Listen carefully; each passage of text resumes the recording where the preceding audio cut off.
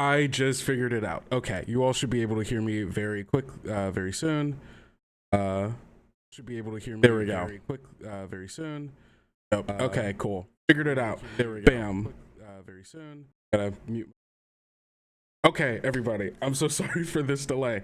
Hello, everybody on Twitch and YouTube. I figured out what the issue was and fixed, and we shouldn't have that issue anymore. Hello, my name is Kendrick or Kendo, whichever you prefer. I use they, he pronouns. Right now, we are talking about the Fantasy Ground summer sale, where you can go onto the Fantasy Grounds store right now to get a bunch of stuff, both Kobold Press and not Kobold Press, on sale for 20% off, and including the Tales of the Waste and Waste of Chaos are 75% off.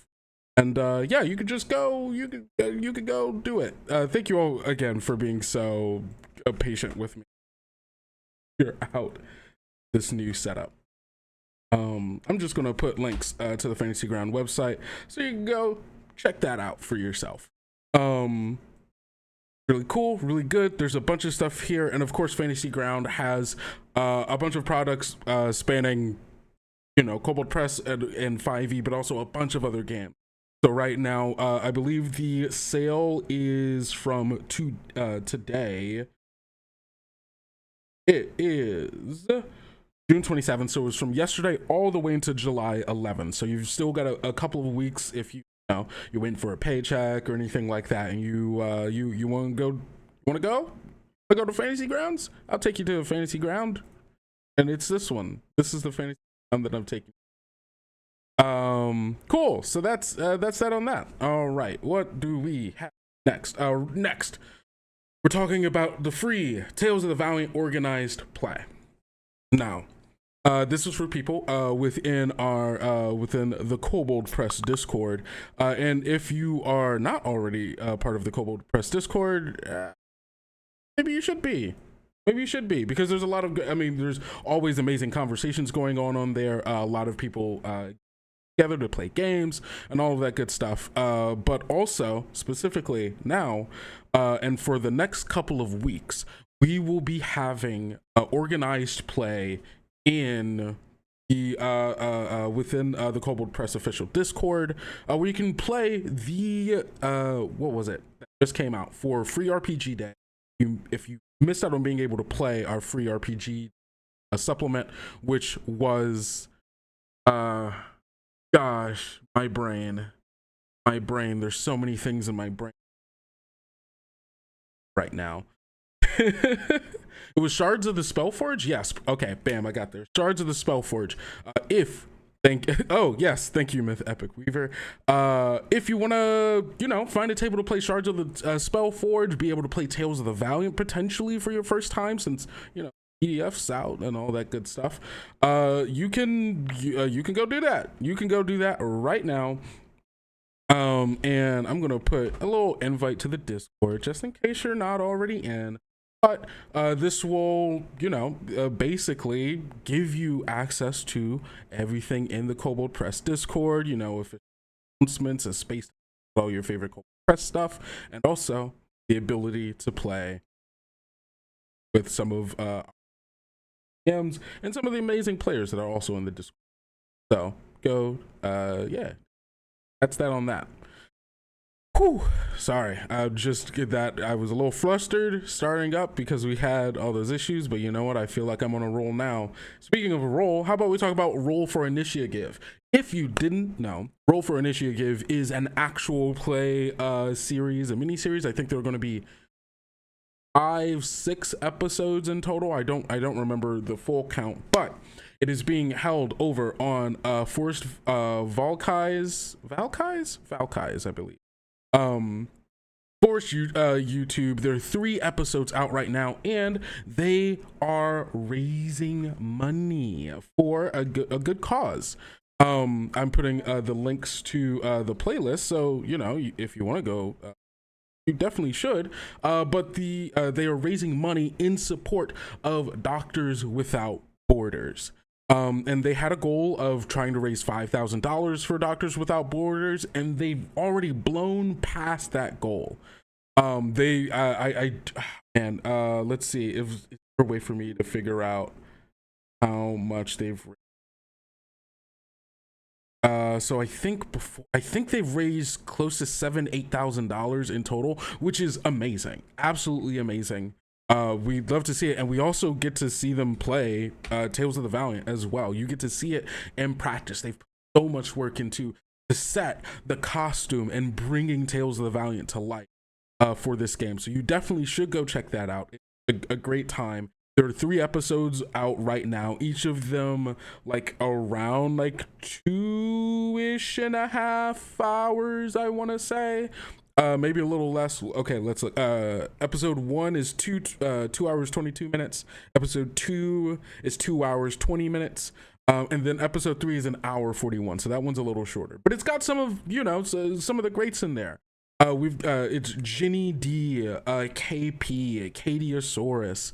And like it's got this wonderful cast of, all of whom are like dressed to the nines, and I believe the GM is Jesse Jerdak, who's really just doing an amazing job displaying exactly what Tales of the Valiant can do. And next week I will be having an interview with Forrest and Jesse, I believe. And we're going to talk about Initiative and what it was like playing Tales of the Valiant and doing it for such a great cause. So be on the lookout for that next week. It's going to be on Kobold Chat if you're here. Also be here next week, and you'll get to see. And that is, yeah, and that's that. Why are there never any Cliff Notes versions of these live plays? Who's 3 hours to watch an episode? I personally love long plays. I understand why people do tend to like shorter things, and some shows do have, you know, summaries and stuff. I'm a person who will sit and watch 3 hour Let's Play. Friends at the Table, one of my favorite, and all of those incredibly long, but I do understand. I've been looking for this Twitch channel to be streaming on Wednesday afternoons when it shows on the schedule, but it's been offline. Then suddenly I see this. Yes, there has been a change in the schedule as of this week. These past couple of weeks, we've been doing a lot of traveling. Went to Gen Con Canada. There are people right now who are out at ALA. These last like 2 or 3 weeks have been a little bit of a mess as far as scheduling and also work on us. But today after this, Twitch schedule will be updated because we are moving it to at this time rather than Wednesdays. Aren't really under Cliff Notes on version because editing video sucks. Just maybe my attention span is admirable. I watch in very large chunks. What I would do, and I usually do it while. Of course, no problem. Moving on to the next. Actually, before we move on to the next thing, you may notice a hat. This bad boy.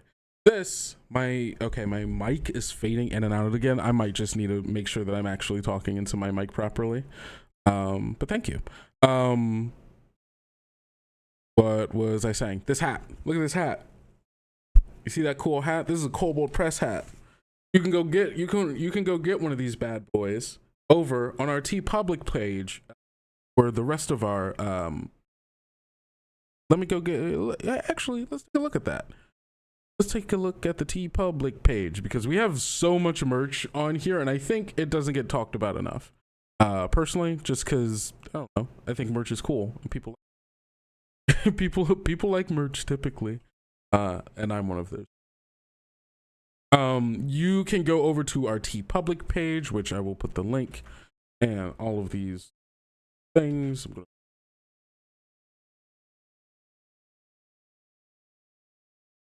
I'm just making sure I didn't accidentally delete something.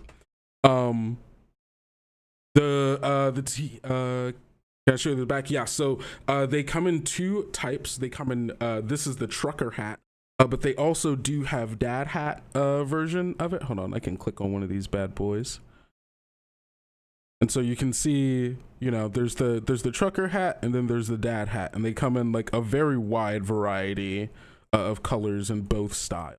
So regardless of your hat style choice and style color choice, probably find something on there, and you can, and all of our designs that we have on the TeePublic page can be put on these hats. So you know, we've got our little Kobold Chats Minor mascot, we've got the Tales of the Valiant icon, the Tales of the Valiant logo. We've also got the alternate of it, which has like the different colored front. I also like the dad hat. I'm not usually a hat person, but I actually genuinely do like this hat. And now that it's summer and it's hot and bright and stuff, hats are gonna be good. I do, but the dad hat, I'm gonna get me one of the dads.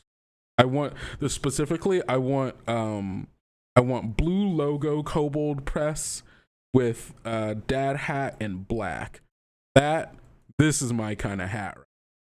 That's my kind of. I'm excited to get one of those. Maybe this green. Yeah, I don't think I have a lot of things. TV.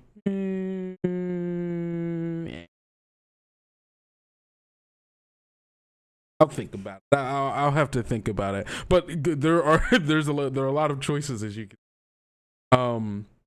And yeah, it comes in like we have all these the Kobold Press logos. We've got the Kobold Press with the minor. We've got an Empire of Ghouls one. You can get all of the Tales of the Valiant class icons as a hat. But then also, obviously, you can also get all these things as t-shirts, tank tops, hoodies, long sleeve. And we got some more options for like shirts and stuff, like the Black Flag shirt. Like, come on, that looks. I honestly, I might get one of those. I like that. So that might be my next buy. We'll see. You love the baseball shirts? Sell those at conventions? Honestly, that's not a bad idea. I genuinely think that the shirts, some of this, like a lot of this merch is really nice. It's mostly about getting it, like, and then going to. Yeah, we have all this merch that, again, I genuinely just don't think it's talked about enough because it's really, really good. Because our art's really good. You need a Pride shirt? Bam. Get the Kobold Press Prism t-shirt. Look at that. Look at it. It comes in all these colors. I get one of these. So many shirts. So many shirts. There's so many merch. There's so much merch just in general. So yes, go over to our TeePublic page. I've already put the link in there, and you can find the link on our link trees and on the Kobold Press store page itself. I think also has a link that goes there. So find it. Get it. Is there a Valiant 6 t-shirt? Ooh, that's a great question. Let me see.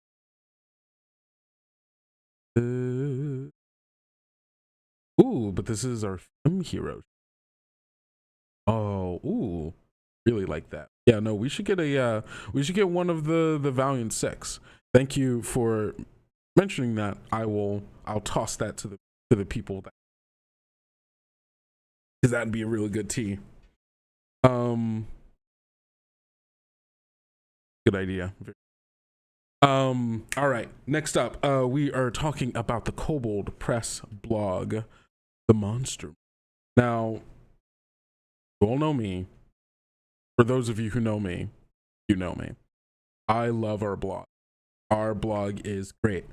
Our blog editor manager, Jeff is doing amazing stuff, making sure there's always really, really good content being put onto page, onto the blog.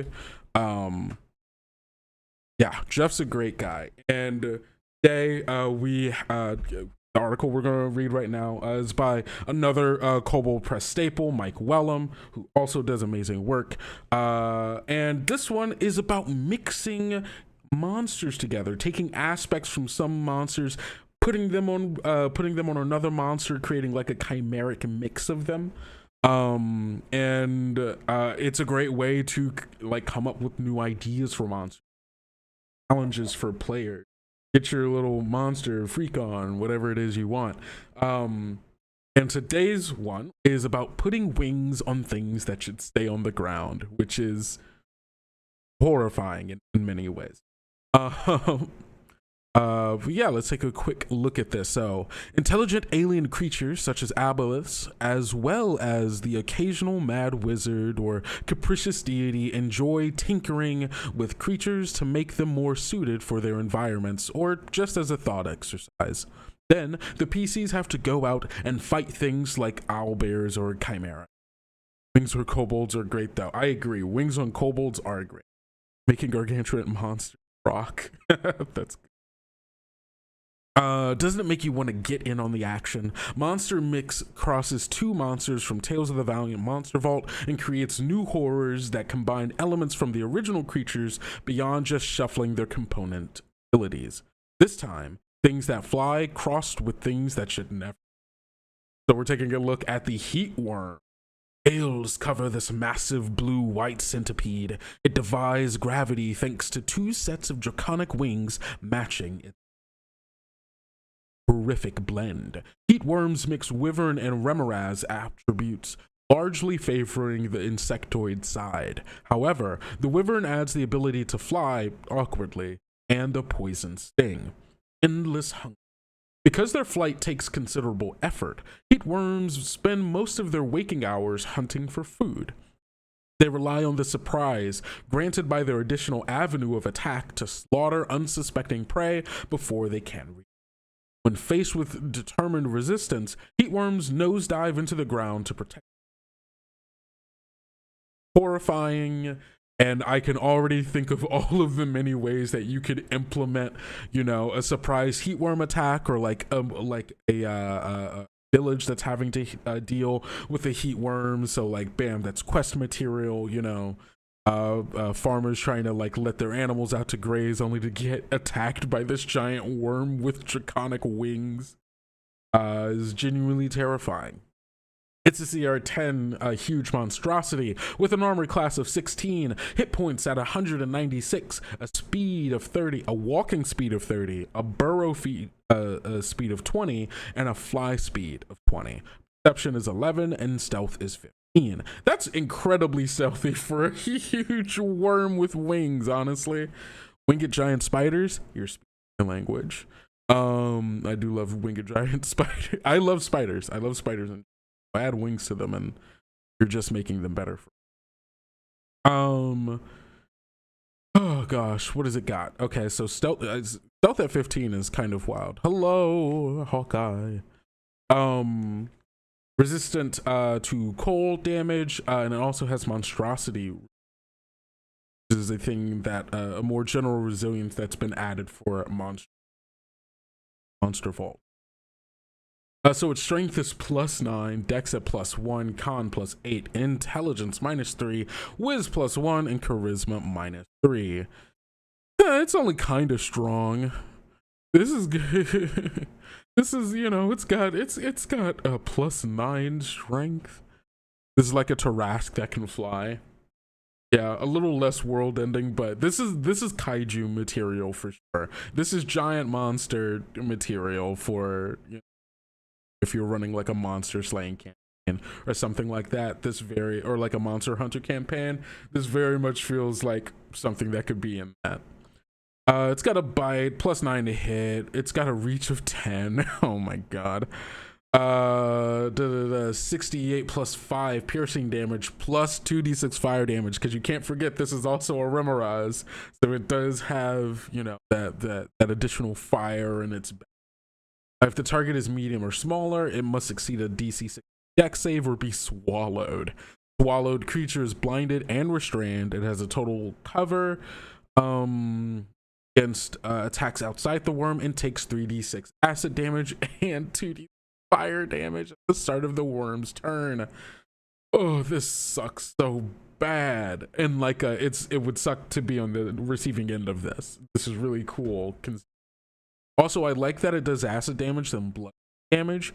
If I'm remembering correctly, in like the original 5e, there were a lot of like being swallowed maneuvers that like creatures could do, but for some reason being digested did bludgeoning damage, which never made a lot of sense to me.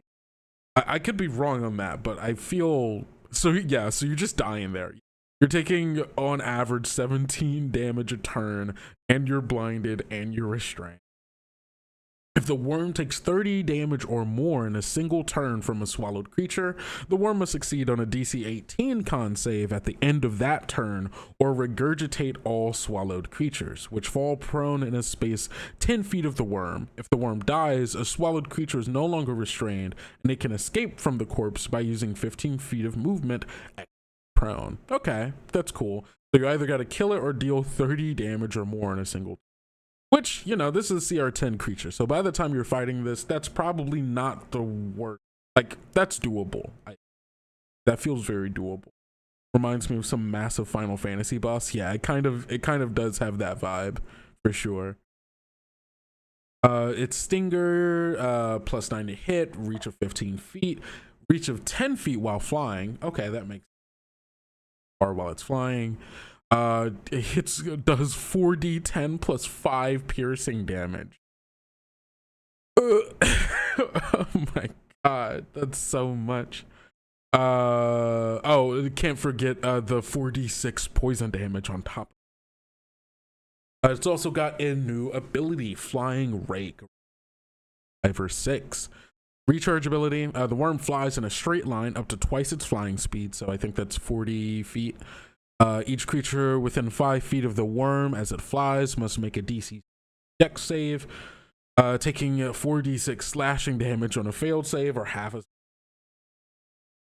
This attack does provoke opportunity attacks, but a creature making an opportunity attack has disadvantage on. Ooh, that's fun. I like that. You can try to swing at it if it flies by, but there's a good chance that you might get hit with the attack. There's a little risk reward there that I got. A bonus action, driving speed. Driving speed, I love that. If the worm used its flying speed during its turn, it can take the dash action, but only to burrow. Oh, diving speed. So this is the thing that I was talking about. It's like, ooh, I need to get out of here. Things are going bad. I'm going to fly, go down, dash, and then burrow, which is super, super cool. And an amazing bonus act, genuinely. God, oh, that's. Oh, there's another creature here. There's another creature. It's worse. It's bigger. It's gargantuan. And 13, Purple Doom. Hold on a second. You ain't say nothing about the Purple Doom. Okay. Massive feathered wings, 2 rows of talons, and a powerful beak accentuate this gigantic bluish purple worm. Where's Muad'Dib when you need him? Where is him? Where's Muad'Dib? We need the Lisan Al-Gaib. Help us. Oh gosh, this is truly terrible. These things shouldn't fly. I agree. They were right when they said these things need to stay on the dang ground. I like that this has feathered wings on a purple worm. That I think is a very interesting as far as like I imagine like bluish purple like chitin and then feathers. No escape. A purple doom which crosses a rock with a purple worm can attack prey above or below ground.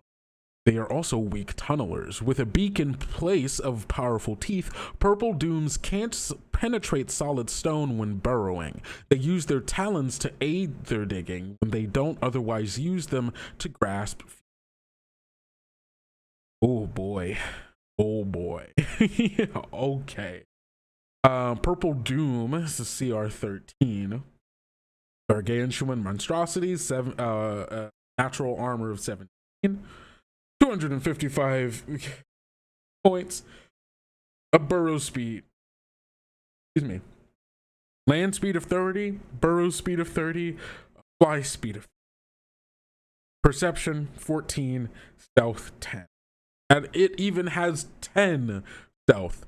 Is wild to me, but I guess its dex is 0, so. Resistant, monster resilience.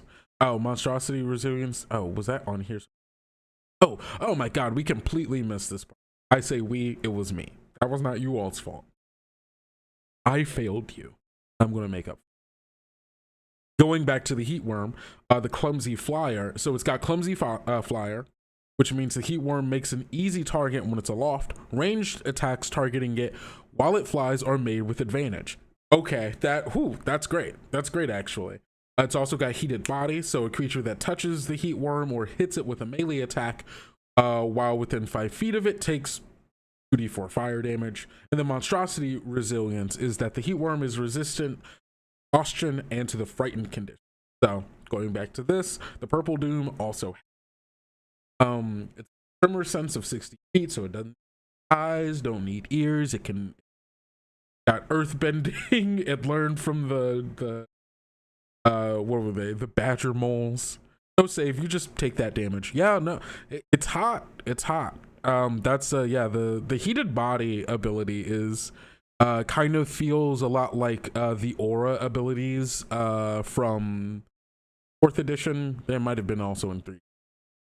Play that. Where just being around this thing hurts because it is hot. Don't be careful.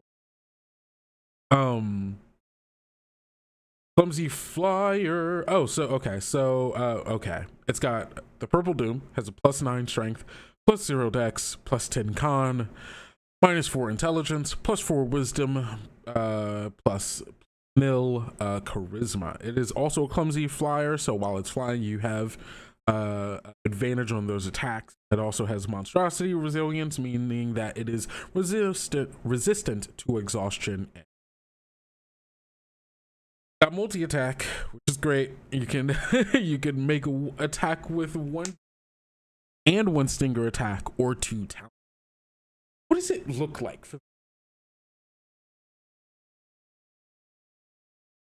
I need who do I need to commission? Get to see what this thing, because this thing has beak, a stinger, talons, and it's a purple worm with the, I need to know what this looks like. I'm sure it's horrifying. I'm sure it's horrifying. And I'm having a hard time constructing the way that it looks in my mind because how aberrant this thing is. New Kobold merch, purple doom body pillow. It's like one of the really, really long ones too, where it's not just like body length, it's like the length of like the room, like those huge like snake ones. Wild. Okay, so it's got a beak attack, +9 to hit, reach at 10, 5 feet while flying. I do like that the reach gets smaller as it's flying, because that makes sense. It can't reach out as much because it's spending a lot of that focus and stuff. More like a purple doom sectional sofa. What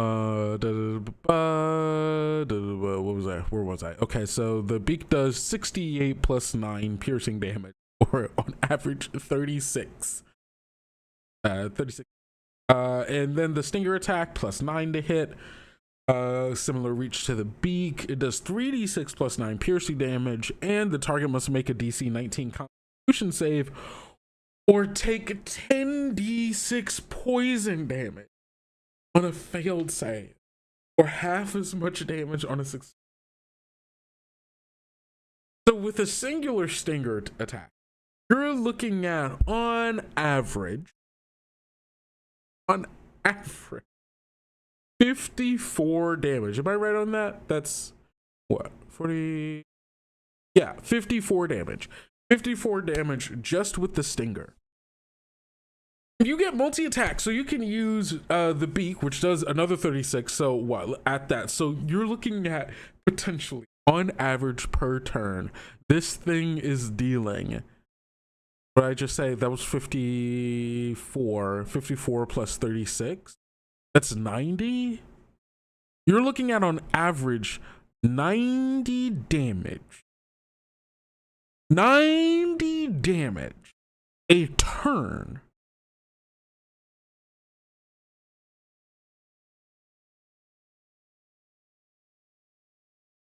Oh boy. Oh boy. Adventures that tackle that boy need to be backed by an army of disposable shruggers. Like, yeah, oh my god, this would suck. I don't want to fight this. I wouldn't want to fight this. This would suck. Suck so bad. Would suck so bad. Oh my god.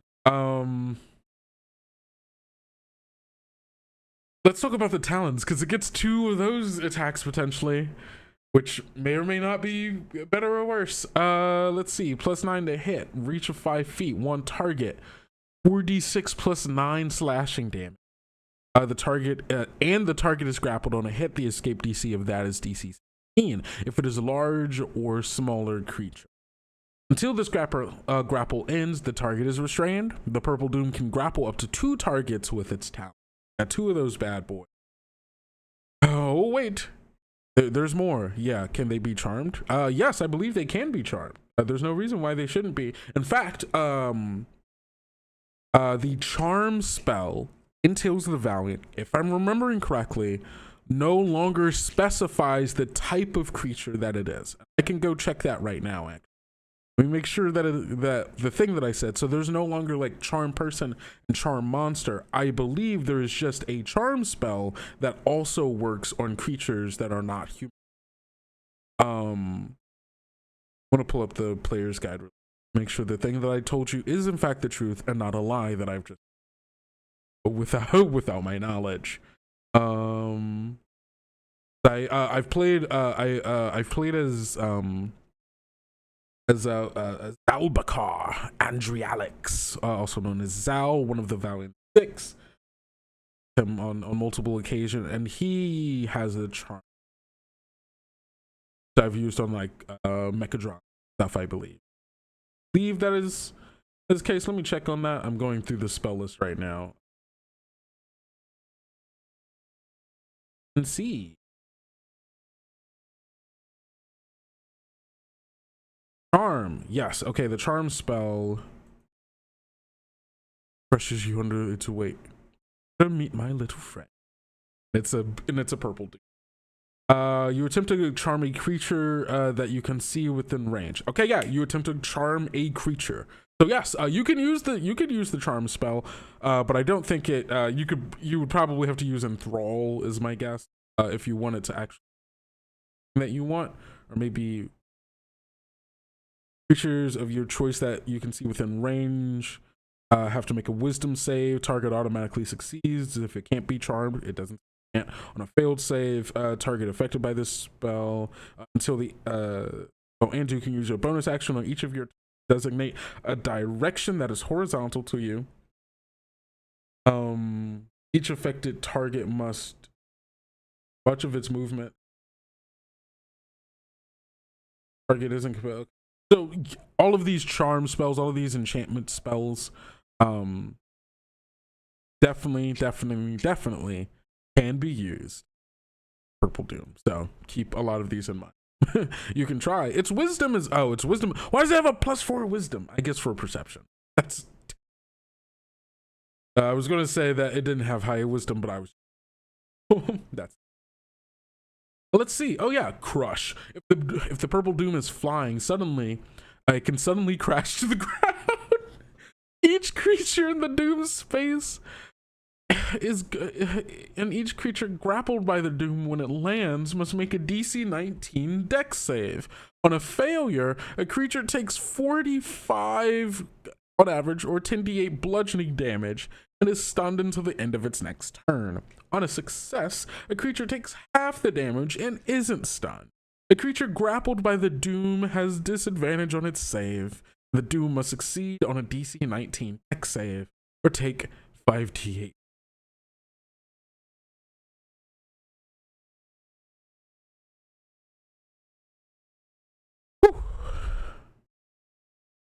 That so is there anything this player's nightmare can't do? I don't know. It's got tremor sense, so it can technically see invisible creatures that aren't in the air. It can fly, it can burrow, it can't swim. It can't swim. Maybe. I think it might be big enough that it doesn't have to swim. Also, so yeah. I wonder why it's only CR. Yeah, this definitely does feel like it should be yeah,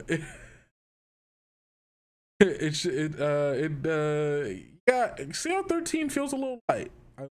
CR13 feels a little light, but I have to do the math because it could be that. So I need to cast Ocean from the ninth ring to fight this thing. Yeah, basically, you need to summon an Ocean to potentially drown.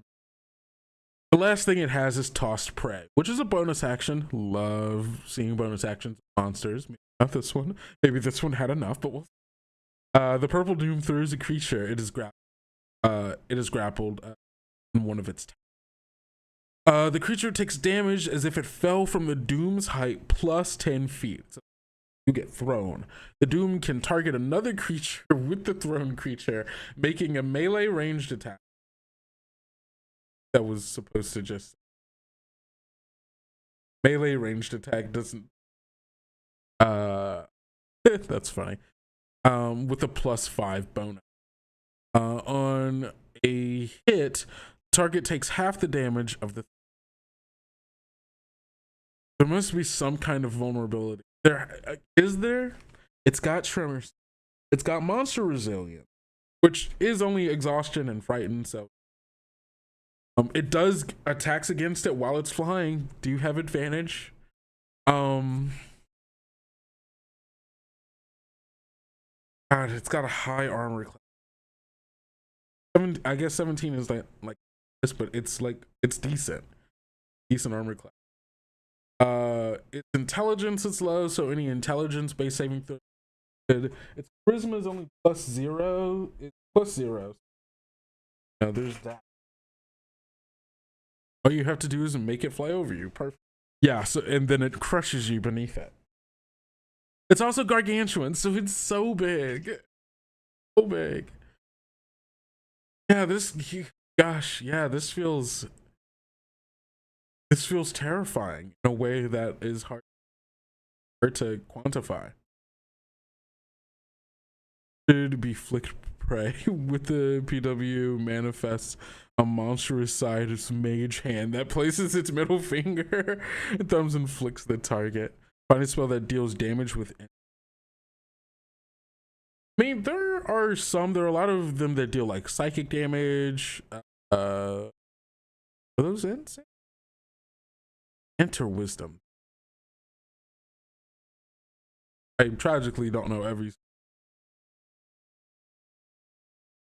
Maybe there's something. Yeah, this is woof. If you're putting purple dooms in your game, what's wrong with you? Why? No, it's just terrifying. It's just terrifying. What was I saying? Okay, cool. So that's that. What else? Okay, so just moving straight on from that, let's talk about the Book of Hexcrawl Part 4. This PDF dropped this past Monday, I want to say, and it's Part 4 in our Book of Hexcrawl series, which is a series that originated on the blog and is being brought to here for you for $3.99 in PDF form. So to give you the tools to be able to run Hexcrawl games, we have what were the first three? Or I'm trying to remember what all of them. Part 3 was map. So we have books about like mapping factions, how to run them, what is a hex crawl, and so all of that good stuff. But the one that just came out this week is the Book of Action. When powerful friends burn down everyone. Your party isn't the only group of like-minded folks making waves in the world of your hexcrawl. Our 4th installment in our series, Book of Hexcrawl, is all about NPCs and groups that breathe life and drama into your campaign. Faction. This 12-page PDF is all about creating dynamic faction play, bringing a shifting world of alliances and conflicts to your game that will inevitably draw your party out of the woods and into ground factions. within the world you've already created by tying them to the geography. Build factions from the ground up using a 5e compatible stat block, generate faction specific resources, create faction goals using our handy table. More. Create a living world of victories, setbacks. Track factions as they achieve their goals, either due to the efforts of your party or in the sign go to get you. You're losing syllables. Okay. Well, I'm the sound guy. And my mic is generally fine. This might be a voice meter too. Yeah, gosh, I don't like voice meter that much. But I've been using it for this. Yeah, this might genuinely this might be a voice meter issue, so I will try to figure that out moving forward. Sorry about that. Still playing around with what this setup looks like. No, you're understandable. Sounds like the noise gate is being overreactive. Ooh,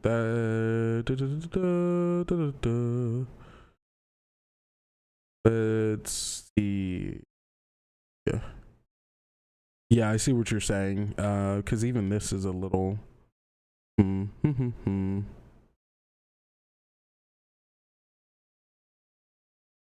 Yeah.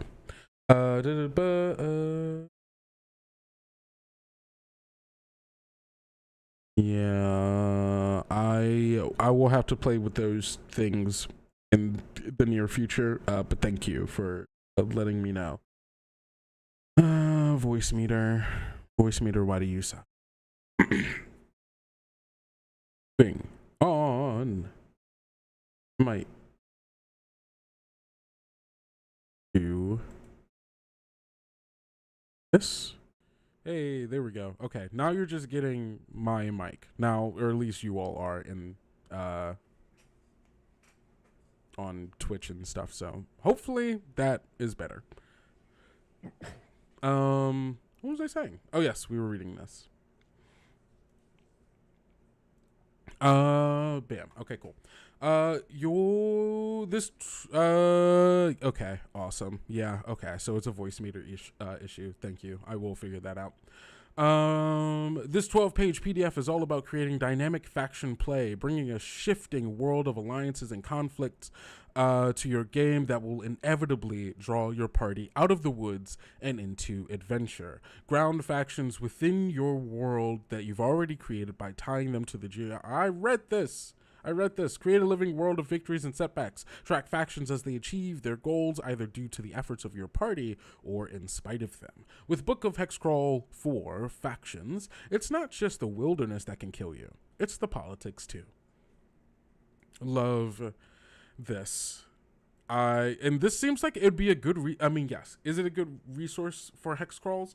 Absolutely. This also is just a good faction resource in general. Like, if you're doing like a very like highly political campaign and you're trying to find ways to keep track of, you know, the players' like relationships with them and like their goals and what they're doing while the players are doing other stuff, like a lot of that can sometimes be very hard to track. And so this is just trying to give you the tools to be able to do that. So yeah, it seems it's great. It's cool. I like it. So yeah, that's so that is that. You can go grab that over on the Kobold Press store. I'm going to go ahead and throw these links into the what's it called? Into the chat, so you can go grab that for yourself.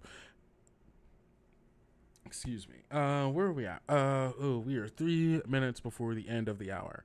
I didn't get through everything that I wanted to get through because we were also going to take a look at Secret of the Silver Rune. But you know what? I'm just going to plug it again because we're getting close to our allotted hour. So let's just take a quick look at Secret of the Silver Rune again. Hey, this is the latest, a new adventure for Tales of the Valiant for 4 to 5 characters of 4th to 5th level. Secret of the Silver Rune came out a couple of weeks ago on the Kobold Press store. And and I mean, it genuinely just seems cool. It genuinely just seems cool. Journey to Shadehold. Discover Rune to unmake the world. Malign forces gather in the remote fortress of Shadehold, where an apocalyptic order of mages, masked by the void, pursue dark ends. The dire warning of an escaped fugitive leads your party to his ebon citadel on a quest to save the world. Secret of the Silver Rune is a 24-page Tales of the Valiant adventure for 4 to 5 fourth level characters. Overcoming the threats within Shadehold will raise your party to 6th level, but don't expect it to be easy.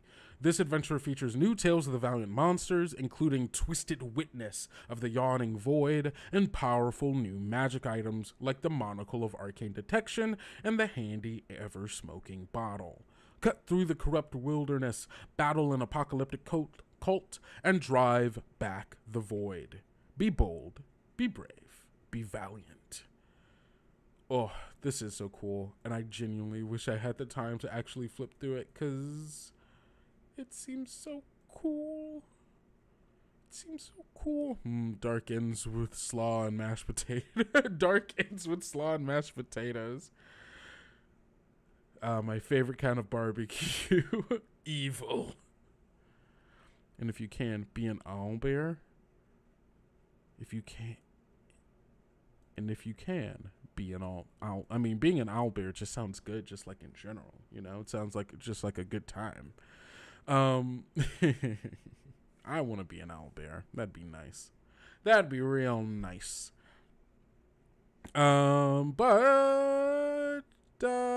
Yes. Is there anything else? I think that is all. So don't.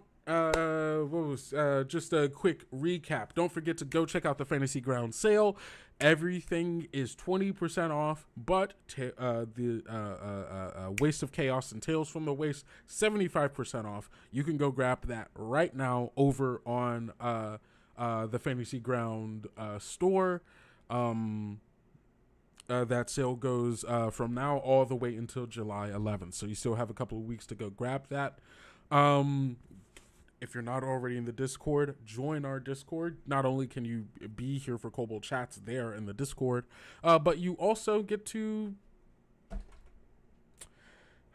I mean, you get to just be with all the cool people in the Discord and get announcements and updates and get, more opportunities to play with people. And you're going to get to be able to do the free TOV organized play where you can play shards of the Spellforge for free with other people. And that's why we play games. No one is in the Discord. They're great. It's just a good time. So come on, join us in the Discord. It'll be a lot of fun.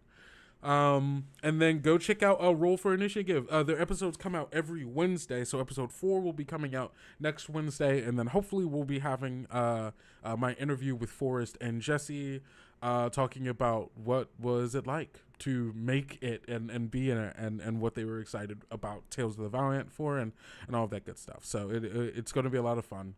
And then go check out all the other stuff that I said, obviously. But that is that. Our hour has come to an end. I'm so sorry for all of the technical issues. This was my first time with a very new setup, trying to stream to a bunch of different places all at once, and it's a lot for one person to handle. So I appreciate your patience with me. As you say this. Yes, that is the stinger. You don't need to see it anymore. There we go. Hi, it's me, Kendrick. Or Kendo, whichever you prefer. It's been a very good time being here with you all. I can feel myself slowly losing steam, so that means it's time. All right, everybody. It's been great. I hope you have a wonderful rest of your Friday and a great weekend moving forward. And I hope to see you all here next week. And don't forget to get your Kobold Press hats, because this swanky. Thought you were disappearing in a puff of smoke. I wish I was a magician. I wish I could do that. I would. If I could, I would. Trust me. But I hope you all have a good weekend. And don't forget to go out, eat enough food, drink enough water, get enough sleep, and take care of yourself. Because self-care is very important. And don't forget to love yourself and everyone around you. And I'll see you all next week. Peace.